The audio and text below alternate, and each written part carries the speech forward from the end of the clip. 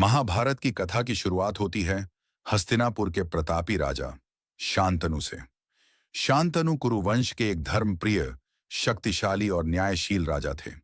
एक दिन वे गंगा नदी के किनारे टहल रहे थे। तभी उन्हें दिखाई दी एक अत्यंत सुंदर स्त्री, देवी गंगा। राजा शांतनु उस स्त्री पर मोहित हो गए। उन्होंने उससे विवाह का प्रस्ताव रखा। गंगा ने कहा, मैं विवाह के लिए तैयार हूं, लेकिन एक शर्त है। तुम मुझसे कभी कोई प्रश्न नहीं पूछोगे। राजा ने प्रेमवश यह शर्त स्वीकार कर ली। विवाह हुआ। कुछ समय बाद गंगा ने एक पुत्र को जन्म दिया और फिर उसे उठाकर गंगा नदी में बहा दिया।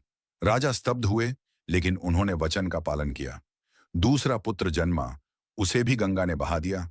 इसी तरह 7 पुत्रों को वह नदी में बहाती चली गई। जब 8वां पुत्र जन्मा और गंगा उसे भी बहाने चली, राजा शांतनु से रहा न गया। उन्होंने रोकते हुए पूछा, तुम ये क्या कर रही हो? गंगा ने मुस्कुराते हुए कहा, राजन, आपने मेरा वचन तोड़ा। अब मैं आपको छोड़कर चली जाऊंगी, लेकिन ये 8वां पुत्र मैं आपको सौंप रही हूं। इसका नाम होगा देवव्रत। ये महान योद्धा बनेगा। फिर गंगा ने देवव्रत को लेकर तपस्वी अर्षियों के पास चली गई, ताकि वह शिक्षा प्राप्त कर सके। उस बच्चे को ब्रह्मा, शंकर और परशुराम जैसे महान गुरुओं ने शिक्षा दी। वही देवव्रत आगे चलकर कहलाएंगे भीष्म पितामह। अगले भाग में जानिए शांतनु, सत्यवती और भीष्म की प्रतिज्ञा की अमर कथा।